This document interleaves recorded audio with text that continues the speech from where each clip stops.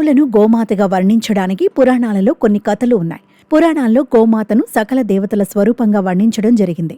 ఇటువంటి గోమాతను పూజించటం వల్ల సర్వ పాపాలు సంహరించిపోతాయని పురాతన కాలం నుంచే ప్రతి ఒక్కరూ ప్రగాఢంగా విశ్వసిస్తున్నారు. గోవును పూజించి సేవిస్తే అన్ని గ్రహదోషాలు పోతాయని శాస్త్రాలు చెబుతున్నాయి. నవగ్రహాలలో ఒక్కో గ్రహానికి ఒక్కో వారము, ఒక్కో ధాన్యము సూచించబడ్డాయి. ఆయా వారాలలో ఆయా గ్రహాలకు ప్రీతికరమైన ధాన్యాన్ని బెల్లంతో కలిపి ఆవుకు తినిపిస్తే ఆయా గ్రహదోషాలు తొలగిపోయి గ్రహాలు శాంతిస్తాయి. గోవులో వివిధ భాగాల్లో దాగి ఉన్న వివిధ రకాల దేవదేవతల వివరాలను ఓసారి పరిశీలిస్తే గోవు నుదురు కొమ్ముల భాగంలో శివుడు కొలువు తీరి ఉంటాడట. అందువల్ల కొమ్ములపై చల్లిన నీటిని సేవిస్తే త్రివేణి సంగమంలోని నీటిని శిరస్సుపై చల్లుకున్నంత ఫలితం లభిస్తుందని పురాణాలు చెబుతున్నాయి.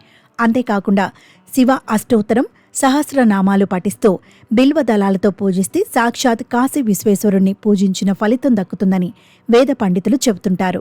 గోవు నాసిక భాగంలో సుబ్రహ్మణ్య స్వామి ఉండటం వల్ల నాసికను పూజిస్తే సంతాన నష్టం ఉండదని,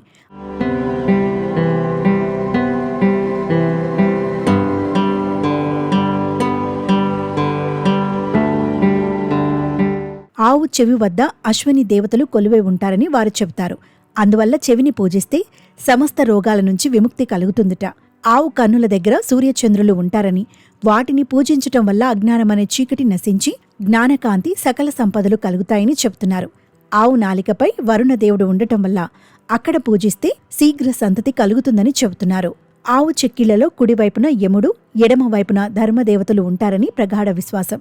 కనుక వాటిని పూజిస్తే యమబాధలుండవని, పుణ్యలోక ప్రాప్తి కలుగుతుందని చెబుతారు.